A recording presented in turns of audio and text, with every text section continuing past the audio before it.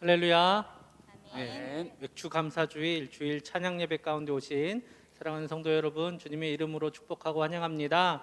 우리 가운데 주님의 감사가 넘치고 그 감사로 늘 주님 앞에 예배하며 나아가는 우리 모두 되기를 간절히 축복합니다. 우리 함께 감사하며 하나님 앞에 나아가겠습니다.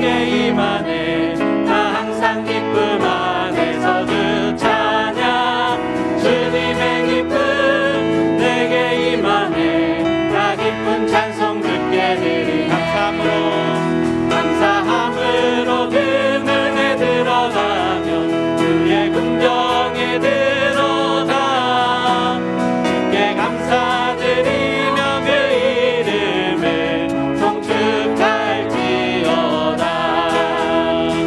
주님의 기쁨 내게 임하네. 나 항상 기쁨 안에서 주 찬양. 주님의 기쁨 내게 임하네. 나 기쁜 찬송 주께 늘 마지막으로 감사함으로 그 문에 들어가면 그의 궁정에 들어가 주께 감사드리며 그 이름을 송축할지어다. 주님의 기쁨 내게 임하네. 나 항상 기쁨 안에서 주 찬양. 주님의 기쁨 내게 임하네. 나 기쁜 찬송 주께 드리. 주님의 기쁨 내게 임하네. 나 항상 기쁨 안에서 주 찬양. 주님의 기쁨 내게 임하네. 나 기쁜 찬송 주께 드리. 나 기쁜 찬송 주께 드리네. 나 기쁜 찬송 주께 드리네. 아멘. 주님께 감사하며 우리에게 주신 귀한 은혜를 세워보도록 하겠습니다.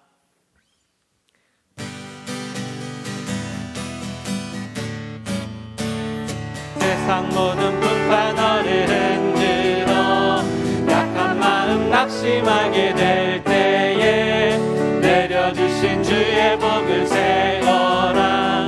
주의 크신 복을 내가 알리라.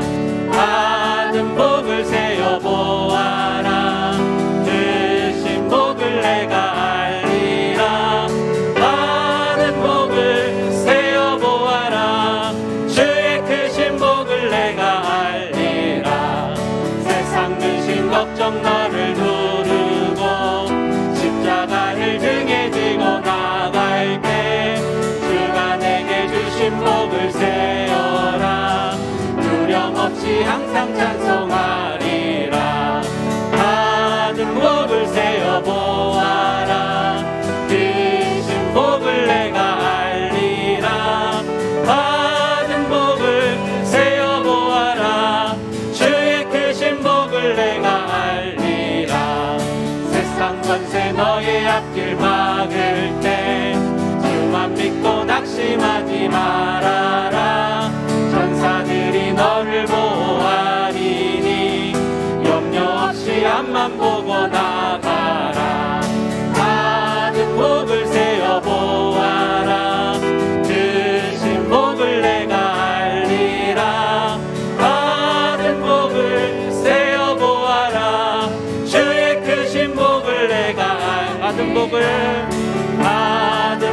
세어 보아라. 크신 복을 내가 알리라. 받은 복을 세어 보아라. 주의 크신 복을 다시 한번 받은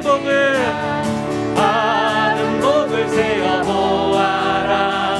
크신 복을 내가 알리라.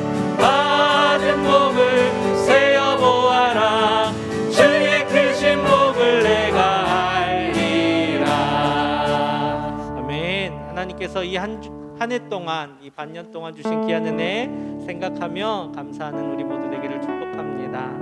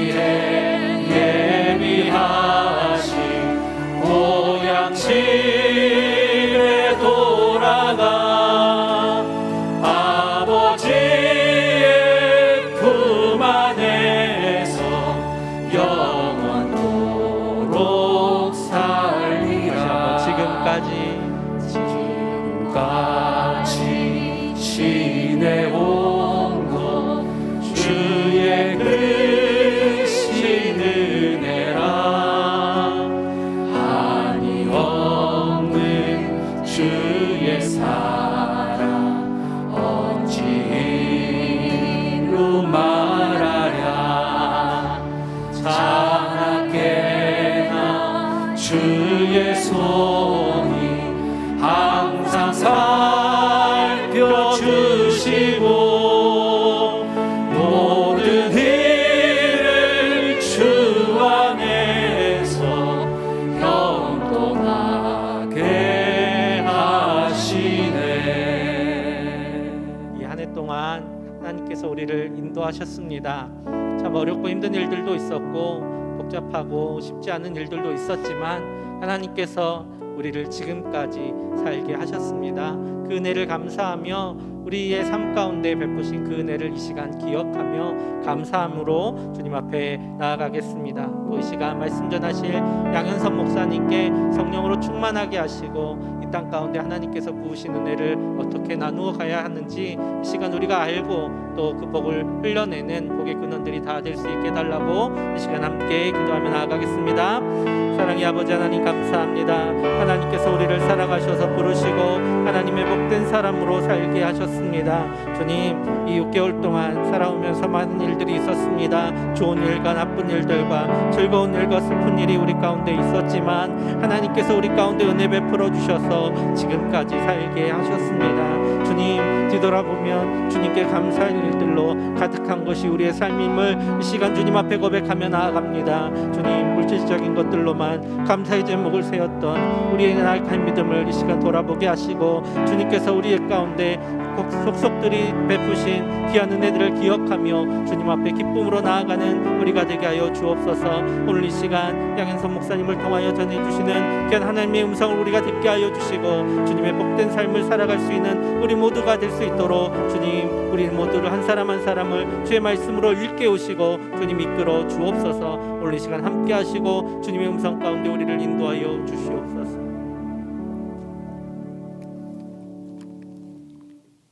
우리보다 우리를 잘 아시는 하나님, 2021년 상반기에도 건강함으로 일용할 양식으로 코로나 상황에도 커다란 혼선 없이 대면 예배와 온라인 예배, 줌을 통한 소그룹 모임으로 예배하게 하시고 오늘은 맥주 감사절을 지키게 하심도 감사드립니다.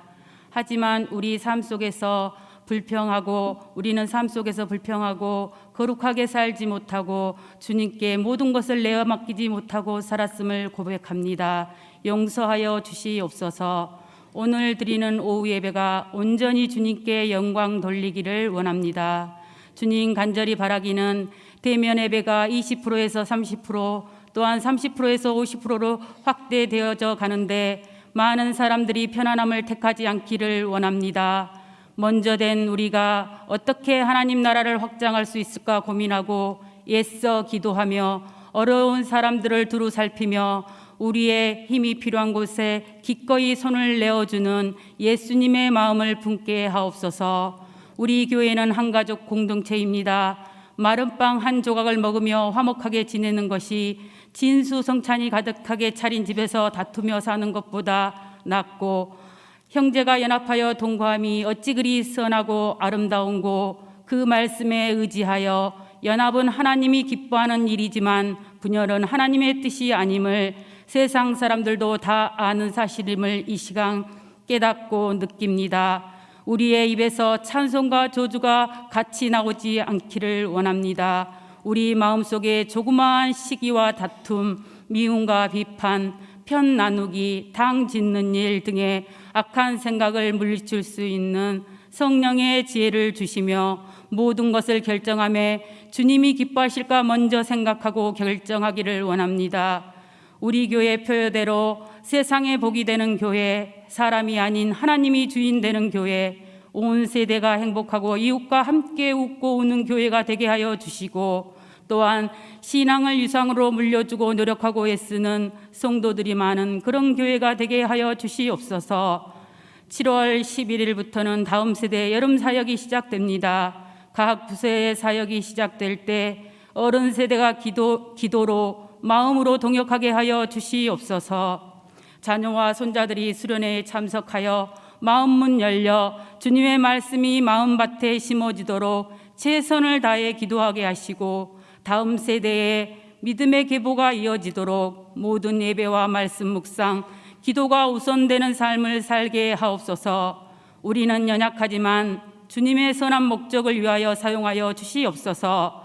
부모님 말씀에 반응하고 웃는 어린 자녀처럼 하나님 말씀에 반응하는 제자, 예수님 때문에 손해보는 것을 주저하지 않는 제자가 되기를 원합니다. 나라를 위해 기도합니다. 우리나라의 잘못된 법이 자리 잡지 않고 말씀으로 변화된 그리스도인을 통하여 하나님의 법이 이 땅 가운데 세워지기를 간절히 원합니다. 해외에서 선교하시는 모든 선교사님들도 지켜주시고, 장준우, 김영미 선교사님과 자녀 예진이 예람이도 기억하여 주시옵소서. 오늘 외국인 노동자를 섬기시는 양현성 목사님, 말씀 전하실 때 힘 주시고 능력 주시고 은혜 받게 하시고, 내가 받은 복을 나를 아는 모든 이에게 흘려보내게 하시고, 주님이 우리에게 모든 족속이 너로 인해 복을 얻을 것이라 선포하신 것처럼 우리는 이미 복의 근원인 줄 믿습니다. 여기 모인 우리는 동역자로, 복음 전파자로, 주님의 제자로 살기를 원합니다. 예수님 이름으로 기도드립니다. 아멘.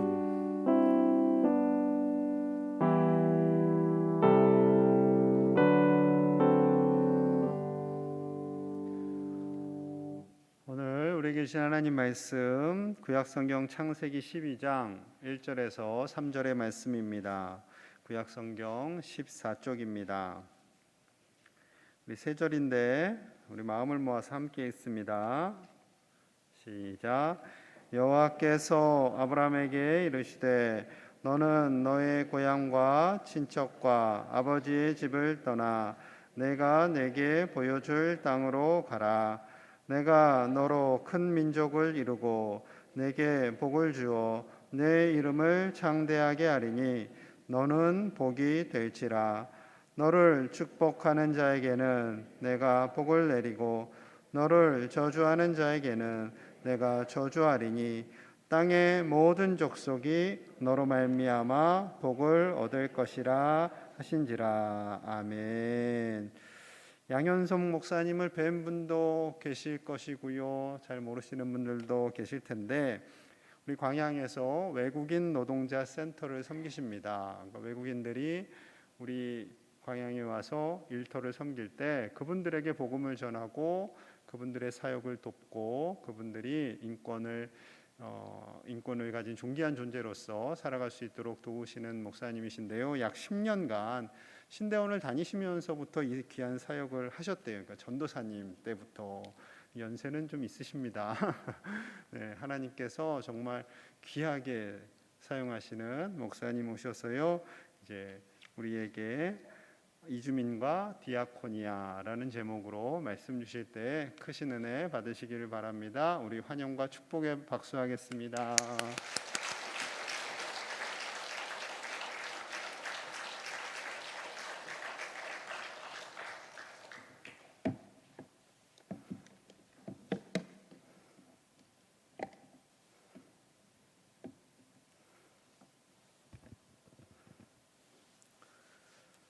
함께 하시는 우리 주님을 찬양합니다. 주님의 이름으로 사랑하고 축복합니다. 소개받은 외국인 노동자 센터를 섬기는 양현성 목사입니다. 이렇게 초대해 주시고 귀한 시간 허락해 주셔서 진심으로 감사드립니다. 우리 주님의 은혜와 평강이 우리 광양교회와 광양제일교회와 지체들 위해 충만하시기를 축원합니다. 다 함께 기도하겠습니다. 세계가 다 내게 속하였다고 말씀하시며 만인에게 은혜 베푸시는 하나님을 찬양합니다. 2021년 맥주 감사 주일을 맞아 올 한 해도 수확의 기쁨을 맛보게 하시고 이 시간도 그 기쁨으로 예보자로 세워주시니 감사합니다. 나그네와 같은 이주민의 관심을 가지고 이주민 섬김에 대하여 이곳 광양제일교회에서 함께 살펴볼 수 있는 시간을 허락하여 주셨사오니 원하옵기는 우리가 보고 듣는 새로운 내용들을 처음 사랑과 그 구원의 감격의 마음에 담을 수 있도록 은혜를 베풀어 주시옵소서. 성령 하나님의 역사를 기대하오며 예수 그리스도의 이름으로 기도드립니다. 아멘. 오늘 저는 여러분과 함께 다문화 시대의 이주민 디아코니아라는 제목으로 은혜를 나누고자 합니다.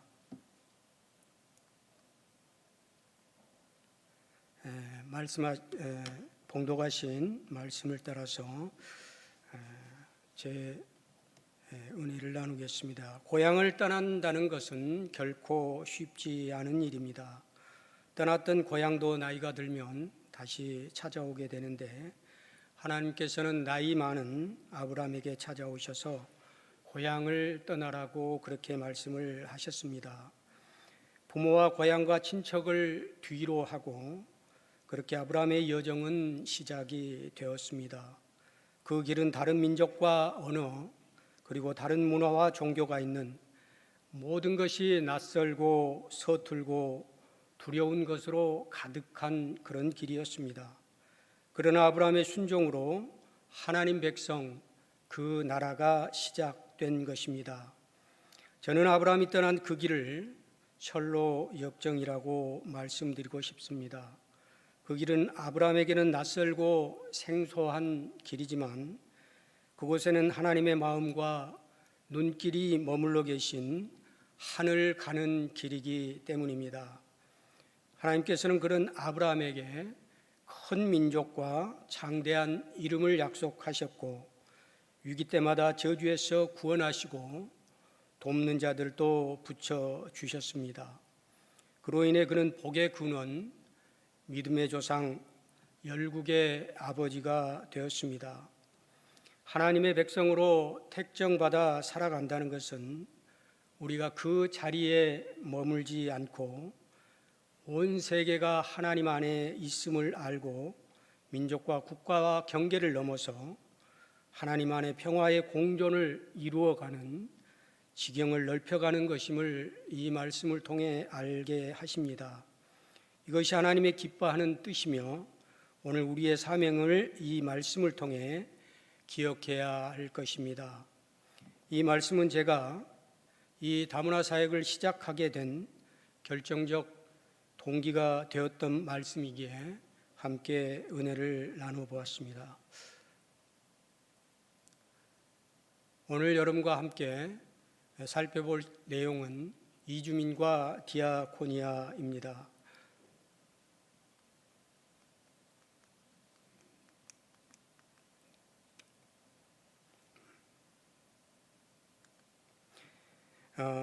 목차를 보면 이주민 유입 요인과 이주민 현황, 그리고 사회 선교의 변화, 이주민 디아코니아 센터 소개 순서로 약 50분 정도 살펴보도록 하겠습니다.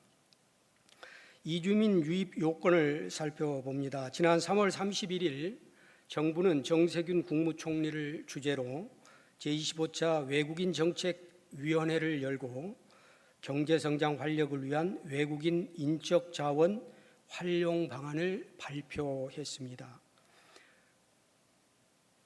15세부터 64세 되는 생산 가능 인구가 2040년이 되면 작년 3,579만 명에서 2,703만 명으로 감소할 것으로 예상된다며 인구 감소와 고령화에 따른 성장률 하락을 막기 위해서 외국 인적 자원의 적극적 유입이 필요하다고 말했습니다.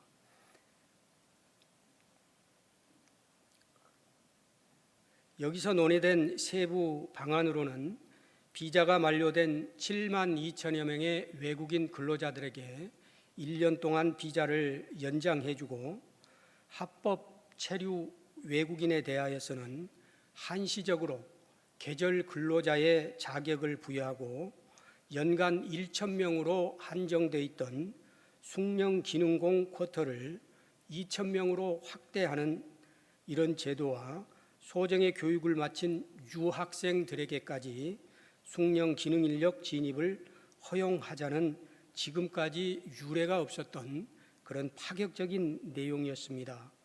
뿐만 아니라 이런 내용을 전국 지자체 주민 확대 정책과 연계해서 그들에게 지역 특화형 장기 체류 비자, 지역 취업형 비자, 지역 사업형 비자, 복합형 비자를 신설하고 인구 감소 지역의 재외동포 자격 취득 요건을 완화해 주자는 그런 내용이었습니다.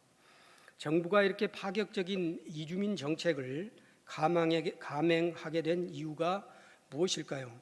그것은 바로 우리나라의 쓰나미처럼 밀어닥치는 인구 재앙 문제를 해결하기 위한 처방이라고 볼 수 있습니다.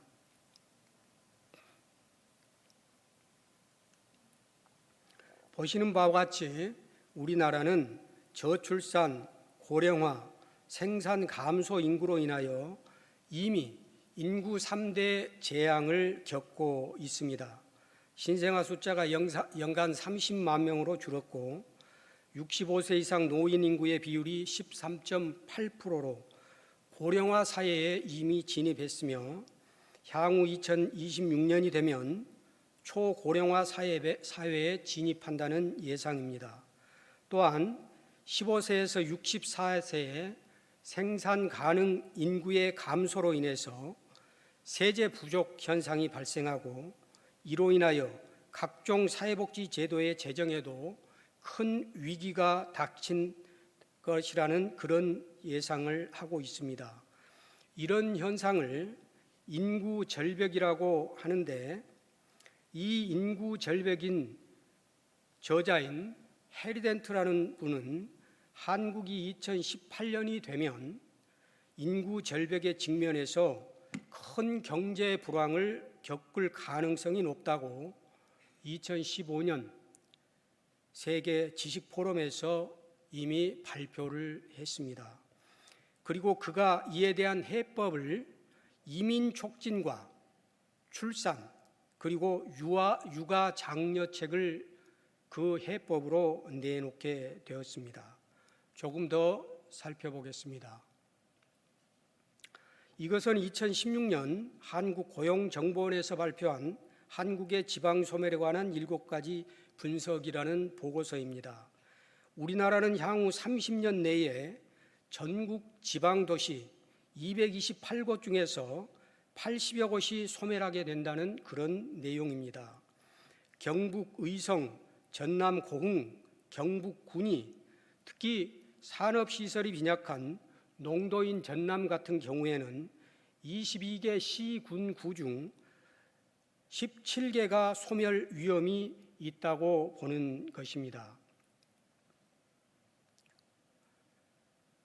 이처럼 인구 문제는 지자체뿐만 아니라 국가적으로도 존폐가 달린 문제이기 때문에 중앙정부에서 생산 가능 인구 증가와 출산 장려를 위한 파격적 인구 정책 구상들을 하게 된 것입니다.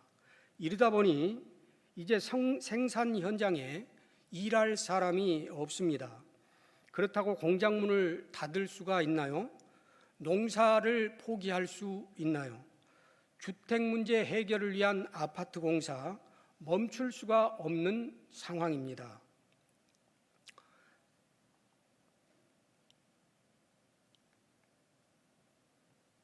그래서 그 공백의 자리에 외국인 근로자들을 초청해서 우리 산업 현장을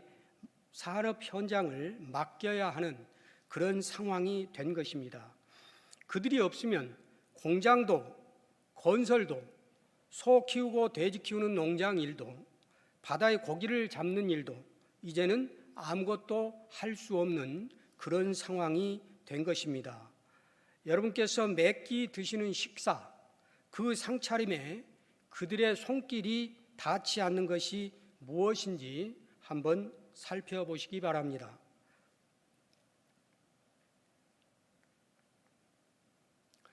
이주민의 현황을 보면 그들이 지금 우리나라에 220만 명에서 250만 명이 들어와서 살고 있습니다.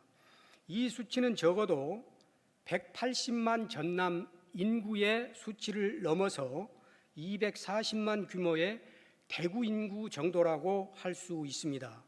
이들은 전국 각지 일터와 산업 현장에서 다양하게 분포되어 있는데요. 힘들고 위험하고 굳은 일은 그들의 몫이 되고 있습니다.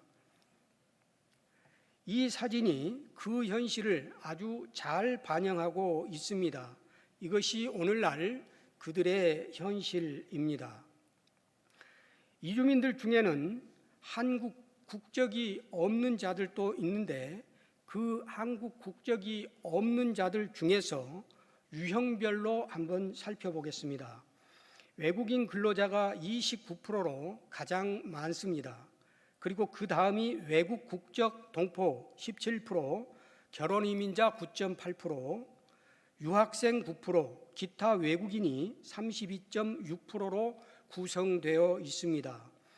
여기서 외국인 근로자의 미등록 근로자와 방문 취업자까지 합해서 계산을 하면 외국인 근로자는 무려 50%에 육박하게 됩니다.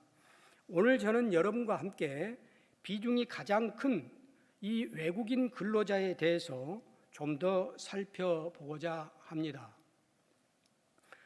국내 이주 노동자의 수는 약 55만 명으로 집계되고 있습니다마는 그러나 실제로는 이보다 훨씬 많은 100만 명에서 150만 명으로 추정합니다. 그들은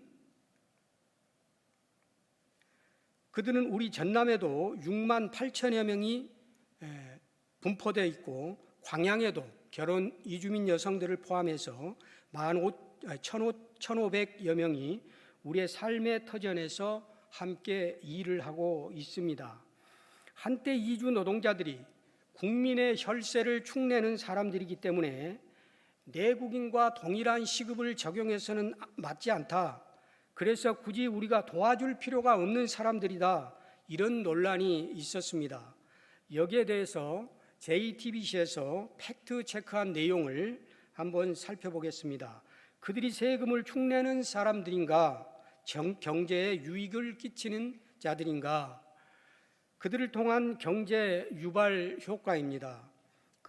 2018년 86조 7천억, 2019년 93조 7천억, 2026년에는 그 숫자가 증가하여 예상되는 금액이 무려 162조 2천억이나 됩니다. 그들은 총 임금 26조 4천억에서 국내 소비가 그의 40%에 해당되는 10조 4천억을 국내에서 소비를 하고 소득세 납부는 무려 1조 2천억, 그리고 연말정산 7,700억이라는 세수에 협조하는 자들이 되었습니다. 여기서 우리는 이주 노동자의 유입으로 인구 재앙으로 오는 인구 절벽 문제에 도움이 된다는 것을 상당 부분 확인할 수 있습니다. 이들을 통한 생산 가능 인구, 그다음에 소비 증가, 소득세로 인한 사회복지 재정 확보 등에 이들이 일조가 있음을 볼 수 있습니다. 앞으로 이런 이주 노동자들은 계속 증가할 것으로 전망하고 있는데요. 국립경제연구원과 법무부의 전망으로 2027년과 2030년이 되면 체류 이주민은 지금의 배가 되는 500명 수준까지 증가할 것으로 보고 있습니다. 이는 이주민이 현재 4.6%에서 10%대로서 완전 이주민 사회가 된다는 것을 의미하고, 이렇게 되면 구체적인 이주민 정책이 더욱더 필요하다는 것을 의미하기도 합니다. 그럼에도 아직 우리 정부의 이주민 정책은 취약합니다. 보시다시피 무려 13개 부처가 각 분야별로 업무를 담당하고 있어서 업무 중복과 예산 낭비, 그리고 능률이 떨어진다는 지적이 많습니다. 뿐만 아니라 이주민 정책의 대표적인 사회통합 프로그램도 비중이 9.8%에 불과한 결혼 이주 여성에게 편중되어 있고, 그 비중이 50%에 육박한 미등록 체류자를 포함한 이주 노동자와 유학생, 난민에 관한 예산 편성은 겨우 5%에 불과해서 여기서도 차별적 정책이라는 평을 면치 못하고 있습니다. 다문화 시대 가장 큰 갈등의 문제는 오해라고 합니다. 이주민 정책에 이어 이주민에 대한 정주민의 오해도 매우 심각한데요. 이는 우리 정주민의 다양성 이해교육 부재와 다문화 감수성의 문제라고 할 수 있습니다. 또 다른 이유 중에 하나는 한국인의 단일 민족성을 들 수 있는데요. 한국인의 단일 민족성은 외세 침략과 그 저항의 영향으로 인해서 더욱 강한 민족주의 성향으로 결합되어 매우 폐쇄적이고 배타적이 되었다는 것입니다. 또한 다문화에 대한 경험이 없는 관계로 낯선 문화에 대한 호기심이 강해서 이런 다문화 시대에 문화 충돌과 종교 간의 오해와 갈등을 불러일으키는 중요한 요인이 되고 있습니다. 이러한 오해와 민족적 특성은 선교에도 많은 영향을 미치고 있습니다. 한국 교회는 인구 대비 가장 많은 선교사를 파송하는 나라이기도 합니다. 이것은 2019년 선교 파송 현황인데요. 한국 세계선교협의회에서 발표한 파송 현황은 약 2만 9천여 명 됩니다. 그런데 이들 중에 대부분이 60%가 아시아권에 파송이 밀집되어 있다는 것입니다. 이곳에 파송된 선교사들이 가장 힘들어하는 것은 바로 현지 문화 적응이라고 합니다.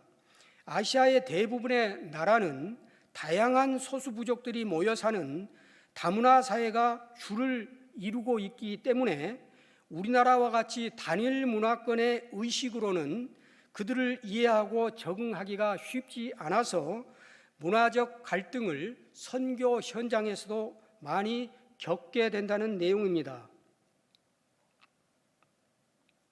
자, 그러면 이 상황을 역으로 생각해 보면 우리나라에 들어온 이주 노동자들은 아시아 16개 국가로부터 들어옵니다. 우리나라에서 전문 선교 교육을 받은 선교사마저도 그들의 나라에서 문화 적응 과정에서 문화 충돌을 일으키게 된다면 다문화 사회를 살아온 이주 노동자들이 한국과 같은 단일 문화권에 와서 적응하기도 역시 어려울 수밖에 없다는 것입니다. 한국인의 자문화 우월주의와 그들에 대한 호기심과 편견은 그들에게 가장 견디기 힘든 어려운 장애가 된다는 것입니다. 지금 우리는 한국의 다문화 상황을 유입 요인과 현황, 그리고 그들이 어떻게 지금 들어와서 생활을 하고 있는지에 대해서 우리가 어떻게 받아들여야 하며 어떻게 대처해야 하는가를 선교적 관점에서 살펴보고 있습니다. 주제를 잘 붙드시고 한번 계속 살펴보도록 하겠습니다. 이와 관련해서 한국교회 선교의 문제들을 한번 살펴보겠습니다. 지금까지 내용을 종합해 보면 오늘날 우리의 현실은 저출산 고령화의 문제로 이주민들의 유입은 증가합니다. 다문화에 대한 경험이 없는 우리는 아무런 준비가 되어 있지 않는 채 그들을 받아들이는 상황에서 누구보다도 선교적 열정이 강한 그리스도인들인 우리가 단일 민족, 단일 문화로 문화 우월주의에 강한 우리가 남의 사정은 전혀 고려하지 않고 빨리빨리를 주구장창 외쳐대는 성질 급한 우리가 호기심 많은 시각으로 그들을 바라보면서 그들을 만나게 될 때 어떤 상황이 펼쳐지게 될까요? 우리가 깊이 생각해 봐야 할 일입니다. 전도가 잘 되겠습니까? 그들이 우리를 호의적이라고 잘 받아들일 수 있겠습니까? 우리가 그들을 도와준다고 하면 그들이 감사합니다 하면서 받아들일 수 있을까요? 그들의 속마음을 우리에게 열어 보일까요? 이런 점이 바로 이 시대 220만 이주민들을 향한 한국교회 선교 방식의 문제가 될 수 있다는 것을 우리가 기억했으면 좋겠습니다. 이주민 정책에 많은 문제점들이 있다고 합니다만 교회 안에 이런 선교 마인드 문제도 역시 큰 문제가 아닐 수 없습니다. 다 차치하고 이런 문제 해법으로 여기서 교육에 관한 문제를 짚어보도록 하겠습니다. 우리나라 다문화 교육은 대부분 이주민들을 대상으로 한 소수자 교육입니다. 그들을 교육시킴으로써 우리 문화를 배우게 해서 너희들 때문에 우리가 불편하지 말자는 것입니다. 이것이 자문화 중심의 동화라고 하는데요. 너희들은 배워서 우리를 따라와야 돼. 우리처럼 해야 돼. 내가 너희들을 이해하고 너희들을 문화에 대해서 배우는 것은 힘들어. 이런 마음을 갖고 있기 때문에 어떻게 해야 그들과 평화적 상생과 공존을 이루며 살 수 있는지에 대한 고민이 전혀 없습니다. 혹 여러분 중에 다문화 교육을 받아보신 분이 계십니까? 다문화 교육 받아보신 분 계십니까? 비교가 적절치는 않습니다만 우리가 상품을 사도 매뉴얼이 있습니다. 이처럼 서로 다른 사람들이 모여서 상충하지 않고 살기 위해서는 그들에 관한 이해와 인지가 반드시 필요합니다. 다시 말해서 문화적 다름 그리고 그 차이를 우리가 알아야 한다는 것입니다. 이것을 다양성 이해, 다문화 감수성이라고 말하는데요. 이런 공통 분모 위에서 평화적 공존을 위한 새로운 문화가 창조되어 나가는 것입니다. 그러나 그들에 대한 우리의 시각은 역시 매우 부정적입니다. 그 이유는 정주민의 대상으로 한 다문화 교육 부재라고 말씀드렸는데요. 대부분의 우리는 다문화에 대한 이해와 감수성이 부족하다는 것입니다. 용어도 모르고 문화도 모르고 어디서 왔는지 무엇을 하고 어떻게 사는지도 모르고 그런 관계에서 시각적으로만 그들을 바라보기 때문에 문화적 사시와 사각지대가 형성되게 된다는 것입니다. 그들은 우리의 손님입니다. 이제 우리가 그들에 대해서 알아야 합니다. 그래야만 10% 다문화 사회를 준비하는 우리 선주민들의 평화를 보장할 수 있습니다. 그러기 위해서는 소수자가 아닌 다수자인 우리가 바로 다양성 이해 교육을 받아야 한다고 저는 여러분에게 말씀드리고 싶습니다. 그들이 어디서 왔으며 그들의 문화와 양태가 무엇인지, 그들이 무슨 일을 하며 어떻게 사는지, 우리와 다른 것은 무엇인지, 그들의 문화와 역사적 정체성에 관해서도 우리가 알아야 합니다. 그렇기 때문에 다수자인 정주민을 향한 다문화 교육이 매우 중요하다고 말씀드릴 수 있습니다. 제가 이주 노동자들의 고충을 상담하다 보면요, 폭발 직전에 근로자들을 종종 만나게 되는데요. 그들은 법을 따라 행합니다. 위반하는 자들이 거의 없습니다. 그러면서 당연한 권리를 요청합니다. 그런데도 불구하고 보호를 받지 못하고 정부 기관에 가서 호소를 해도 오히려 협박과 폭언을 당하기 일쑤고 더 이상 하소연할 것이 없다고 생각되는 순간 그들의 마음에 시한폭탄이 장착이 되는 것입니다. 누군가가 그것을 해결해 주든지 마음의 억울함을 풀어주어야만 그 시한폭탄이 해제가 되는 것입니다. 그렇지 않으면 언젠가 때를 만나 불특정 다수를 향한 폭발이 일어나되고 그것은 이주 노동자들로부터 발생한 폭발 사건이라는 사회적 이슈가 되고 말 것입니다. 저는 그런 상황들을 많이 보았습니다. 저는 교회가 적극적으로 이 일을 해야 한다고 생각합니다. 독일 교회는 그런 디아코니아 활동을 아주 잘하는 모델입니다. 총회 사회봉사부에서 한국교회 사회봉사 전략을 위한 독일 디아코니아 전문가들을 초청해서 100주년 기념관에서 세미나가 열렸습니다. 여기서 독일 디아코니아 이주민 국제사회복지 부서 책임자인 수잔네 딘징어 교수라는 분이 하나님의 나라는 하나님의 평화 안에서 모든 인간이 함께 사는 새로운 방식의 비전이라고 말을 하고 그 중에서도 가장 사회 약자인 난민들의 사회복지 관련 지원에 관한 내용도 밝혔다고 합니다. 독일 디아코니아는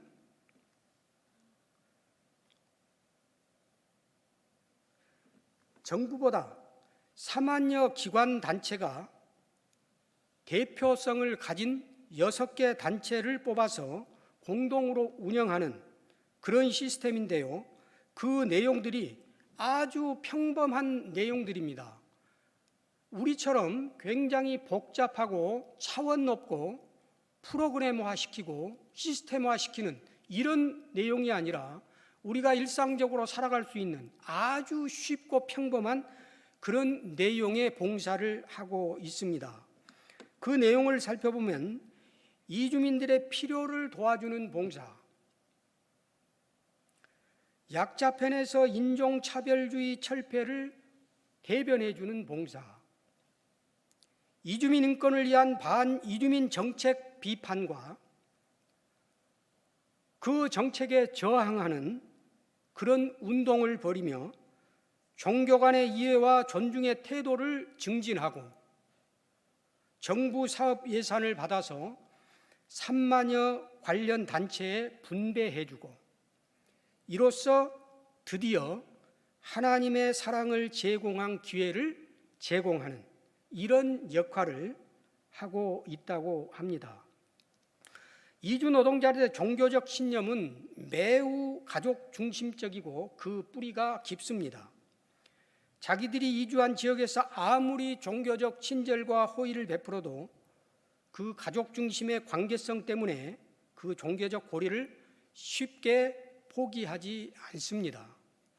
그들이 자기 종교에 대한 상식과 지식이 없어도 그것은 오랜 세월의 역사적 과정과 체득을 통해서 그들의 정체성으로 형성되었기 때문에 그들을 가르치는 것으로 해결이 되지 않는다는 것입니다. 그것이 비록 어리석게 보일지라도 존중해 줘야만 해결이 되는 문제입니다. 그 방법으로 저는 2가지를 제안합니다. 그들 문화와 정체성에 대한 다름의 이해, 그리고 차이의 존중입니다. 다름의 이해와 그 차이의 존중 안에 이해와 만남과 존중이 다 들어 있습니다. 우리 교회와 그리스도인들이 이 역할을 잘 할 수 있으리라 저는 믿습니다. 다문화 이주민 시대가 되면서 이제 교회 선교에도 변화의 바람이 불기 시작했습니다. 그동안 한국 선교의 주를 이루었던 타민족 선교가 세계 선교 현장에 파송해서 그 타민족들에게 복음을 전하는 방식이었다면 이제는 그 타민족 선교가 국내에 체류하고 있는 다민족, 다종교 이주민들을 향하여 선교를 하는 것도 이게 타민족 선교로 바꿔져 가는 그런 양상을 보이고 있습니다. 보장되지 않는 해외에서의 선교 방식은 사실상 소극적일 수밖에 없습니다. 자기의 신분을 밝히기도 어려운 상황, 복음을 전하는 것도 법적으로 허용되어 있지 않는 그런 상황에서 타민족 선교를 한다는 것은 소극적일 수밖에 없지만 국내 체류 중인 이주민 선교는 그런 제약이 없어서 적극적 선교가 가능하다는 것입니다. 또한 최근 코로나로 인해서 선교 활동을 중단하고 귀국한 여러 나라의 선교사들이 다문화 선교 기관이나 교회에서 통역 등의 언어 지원을 하고 있어서 효과적인 선교 방식이 되고 있다고 합니다. 뿐만 아니라 전문 선교인들만이 했던 선교에서 이제는 다문화를 향한 마음만 가지고 있으면 누구든지 선교할 수 있는 풀뿌리 평신도 선교의 시작을 알리는 계기가 되었다는 것입니다. 이렇게 한국 교회의 선교의 방향도 바뀌어 가고 있습니다. 이제 우리 함께 선교에 관한 성찰의 시간을 한번 가져보도록 하겠습니다. 이렇게 열정적인 선교와 선교사 파송과 선교 후원을 아끼지 않았던 교회가 얼마나 많은지 모릅니다. 또 파송한 그 나라와 그 민족을 품고 기도한 시간들이 얼마나 많은지 모릅니다. 선교사라는 자격으로 우리가 그들에게 쉽게 다가갈 수는 없지만 우리는 기도와 후원으로 선교를 이루어 나갔습니다. 그런데 이제 세상이 바뀌었습니다. 완전히 세상이 바뀌었습니다. 고용허가제라는 것을 통해서 우리가 품고 기도했던 그곳으로부터, 그런 나라들로부터 지혜롭고 유능한 젊은이들이 어려운 한국어를 익혀서 우리 앞에 4년 10개월이라는 허가된 시간으로 허락을 받고 우리 앞에 나타났습니다. 이제 우리가 그곳에 가지 않아도, 우리는 그들의 현지 언어를 어렵게 익히지 않아도, 우리가 그 두려운 단속과 감시를 받지 않아도 우리가 품고 기도하던 그 나라 그 민족의 젊은 청년들을 우리 앞에 우리가 갖춰야 할 모든 어려운 여건들을 다 갖추고 왔기 때문에 선교에 대한 우리의 마음이 진정으로 그 나라와 민족을 향해 있다면은 우리는 그들을 만나고 그들을 품고 마음껏 사랑하고 섬길 수 있는 시간이 활짝 열린 것입니다. 그런데 말입니다.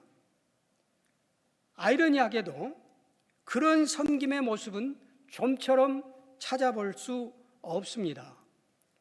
그렇다면 지금까지 우리가 행하고 기도하며 쌓아왔던 그 선교는 무엇이었습니까? 저는 우리나라에 들어와 있는 이주 노동자들을 하나님께서 보내신 영혼이라고 생각합니다.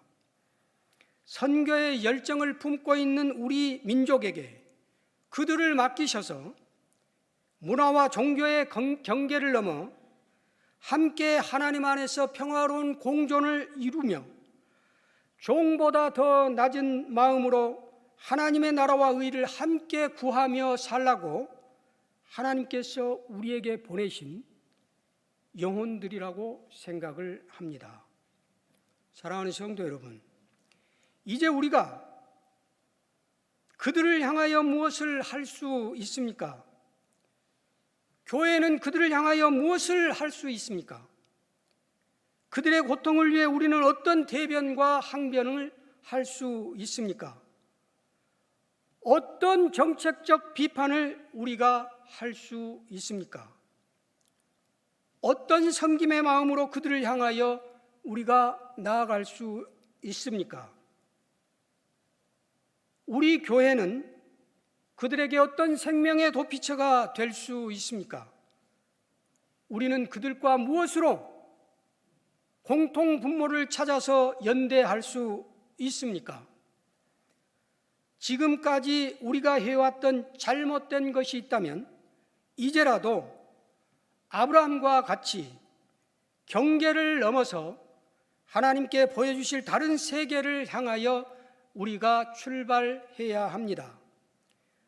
그들의 고충인 산재사고, 임금체불 문제, 성폭력, 차별적 처우와 인권 탄압으로 인한 심리적 상처는 그들이 스스로 감당하기 어려운 문제입니다. 이주 노동자들의 자살률이 급격히 증가하는 이유도 바로 이러한 문제 때문입니다. 우리와 한 사회를 이루고 살아가는 이웃이요 외국인 노동자들의 이러한 문제에 교회와 여러분께서 관심을 가져주시고 그들의 꿈과 희망이 짓밟히지 않도록 지지해 주시고 동역해 주시기를 부탁드립니다.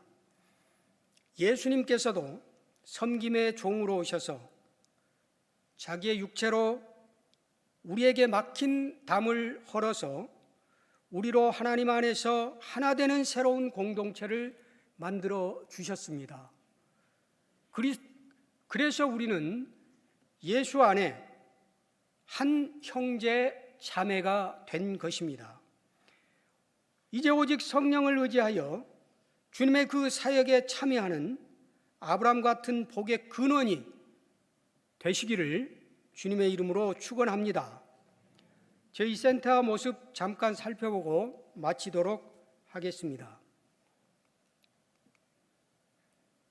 여기 저희 목성 목화 아파트 사거리에 있는 저희 센터의 모습이고요. 지금은 좀 많이 넓혀서 한 100여 평 되는 그런 공간입니다.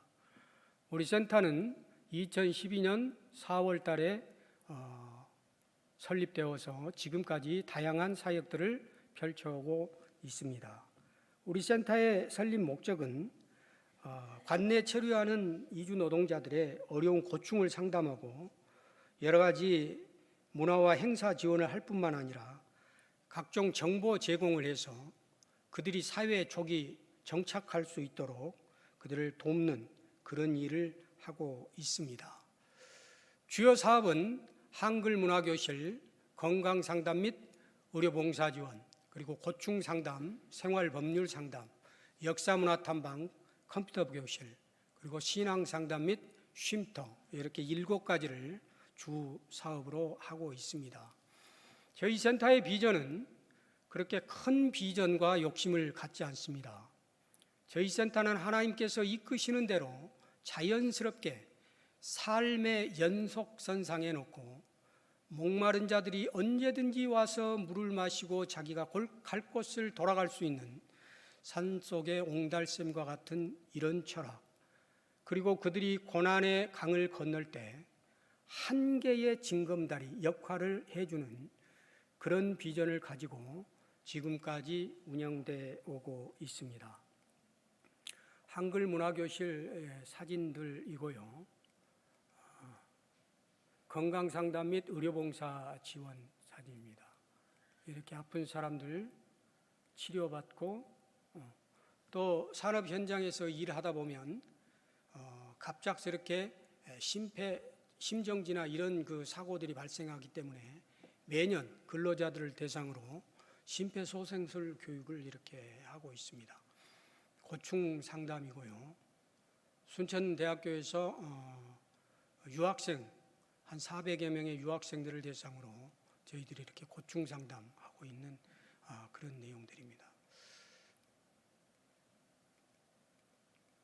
생활법률 상담, 대한법률구조공단, 광양경찰서 등등의 이런 공기관과 협력하여서 저희들이 생활법률 상담을 지원하고 있습니다.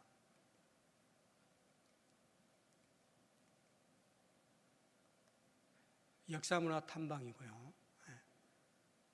소록도에서부터 망덕, 그 다음에 남해, 그 다음에 매천 생가, 민주화 묘지, 구도청, 여기는 세월호, 목포 신항, 여기는 섬진강 생태 탐사를 구례 어류 생태관까지 저희들이 함께 했던 그런 사진이고요. 우주과학관, 이런 종류로 여러 가지 그 체험 활동들, 이런 종류로 저희들이 지금까지 진행을 해, 김치 담그는 이런 일도 해봤는데 아주 좋아합니다. 김치를 굉장히 좋아합니다. 이거는 이제 드론 교육, 컴퓨터 교실, 신앙 상담 및 쉼터.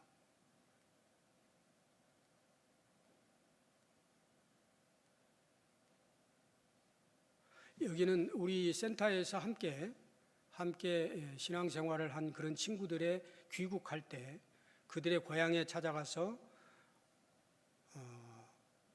그들의 그 환경을 살펴보고 그들에게 우리가 지원하고 도와줄 수 있는 것이 어떤 내용인가 이런 것을 가서 찾아보고 지원하는 이런 내용입니다. 120명 정도 되는 학교, 한 20명 정도 되는 학교에 우리가 찾아가서 그들의 한국의 50년의 발자취를 보여주면은 센세이션이 일어납니다. 굉장히 아주 반응이 좋습니다. 우리보다 더 가난했던 나라구나. 우리도 할 수 있겠다. 이런 반응들이 굉장히 뜨겁게 일어납니다.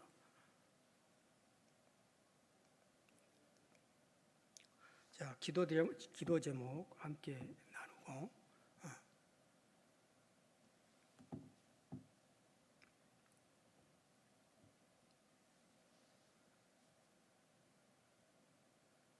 우리 외국인 근로자들을 위한 우리 센터의 기도 제목입니다. 보시고 생각나실 때마다 기도해 주시기 바라겠습니다. 기도하겠습니다. 하나님 감사합니다. 충성된 종으로 우리를 세우기 위해서 이 시간 게으른 종과 같은 우리를 이주민 디아코니아의 시간을 통해서 깨워주시니 감사합니다.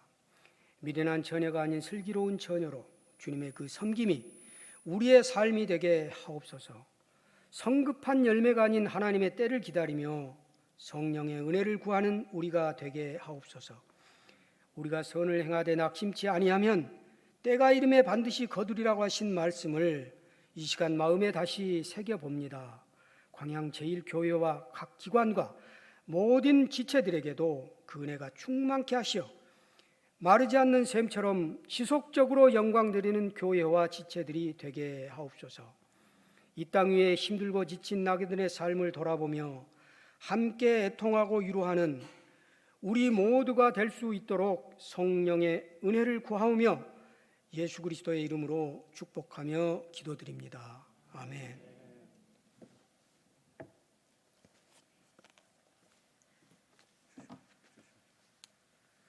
우리 귀한 말씀해 주신 목사님께 다시 한번 감사의 박수로 우리 격려하고 축복하겠습니다.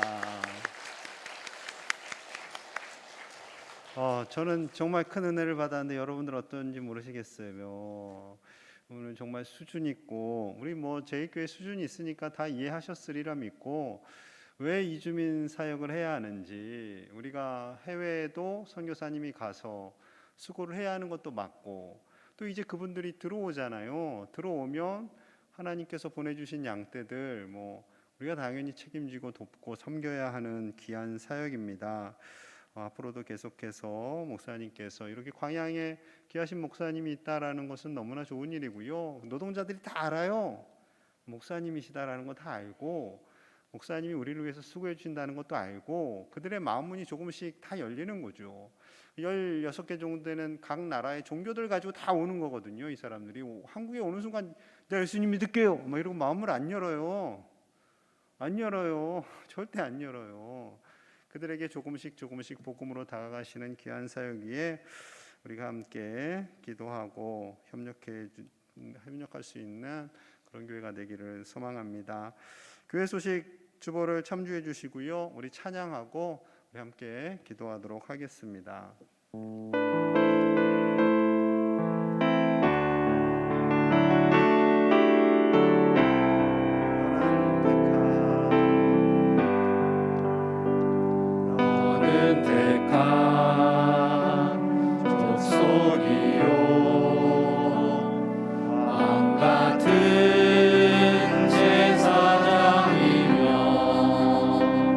거룩한 나라 하나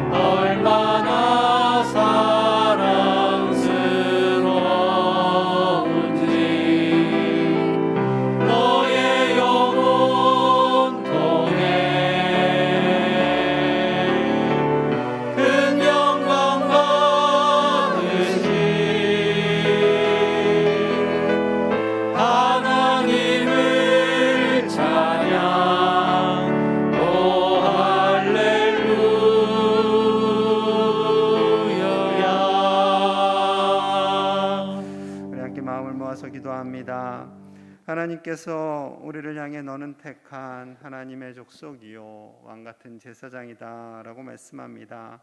이 말씀은 우리뿐만 아니라 이 땅을 찾은 외국인 노동자들도 마찬가지입니다.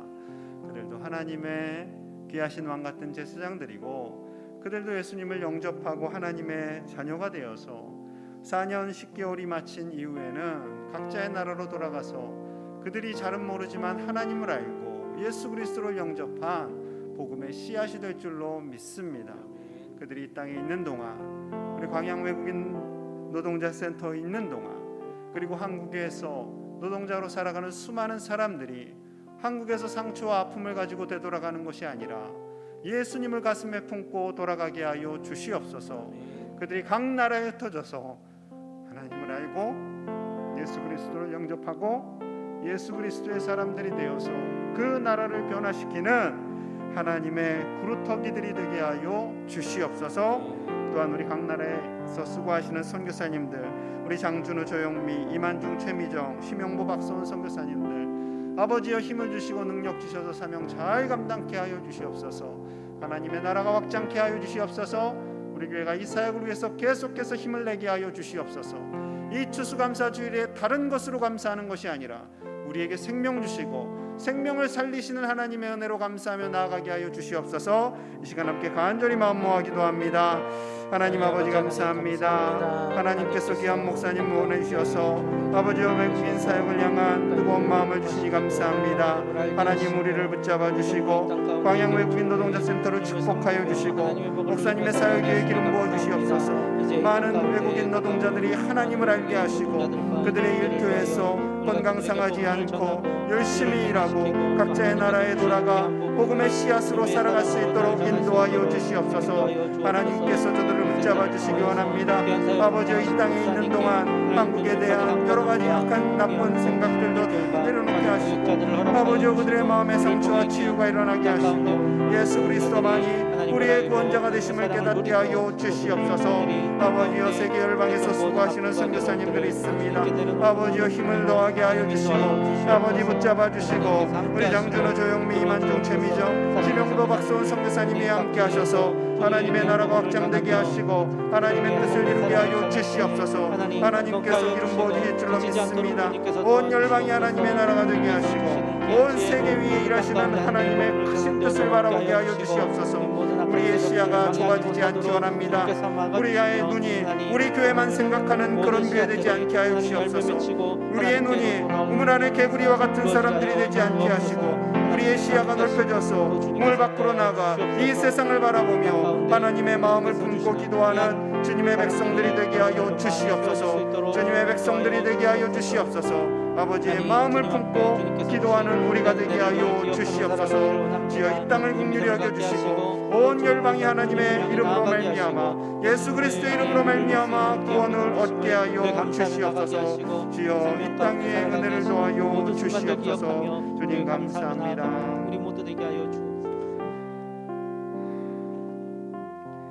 하나님 감사합니다. 양현선 목사님을 통하여서 귀한 말씀 주심에 감사합니다. 광양 외국인 노동자 센터가 목사님을 통하여서 복을 받게 하여 주시고 이 땅을 찾는 수많은 200만의 외국인들이 노동자들이 아버지여 고통받고 아파하는 것이 아니라 예수 그리스도를 알고 한국에서 행복하게 사역을 잘 감당하다가 각자의 나라에 돌아가 복음의 씨앗이 될 수 있도록 인도하여 주시옵소서. 이들을 위해 섬기는 많은 교회들이 동역하게 하여 주시고 함께 기도하게 하여 주시옵소서. 또한 외국에 나가 선교하시는 우리 장준호, 조영미, 이만중, 최미정, 심영보, 박소온 선교사님을 비롯하여 많은 선교사님들에게 힘이 되어 주시고 코로나의 위기 속에서도 그 귀한 사명 포기하지 않고 감당할 수 있는 신실한 주의 종들 다 되게 하여 주시옵소서. 하나님께서 함께 하시고 하나님의 은혜로 말미암아 이 광양에 양현선 목사님을 보내주셨사오니 많은 외국인들이 복을 받고 하나님의 나라가 확장되게 하여 주시옵소서. 지금은 길이요 진리요 생명이요 부활이 되신 우리 구주 예수 그리스도의 은혜와 우리를 사랑하신 하나님 아버지의 크신 사랑과 성령 하나님의 위로하심과 보호하심이 이 땅에 살리기 위해 오신 예수 그리스도, 그 예수 그리스도를 통하여서 대한민국을 찾은 외국인 노동자들뿐만 아니라 온 세계에 있는 주님을 알지 못하는 모든 이들이 생명을 얻고 하나님의 자녀가 되기를 함께 기도하고 동역하기를 원하는 우리 사랑하는 모든 제1의 가족들과 선교사님들과 광양 외국인 노동센터와 섬기시는 목사님 위에 이제로부터 영원토록 함께 하시기를 간절히 축원하옵나이다. 아멘.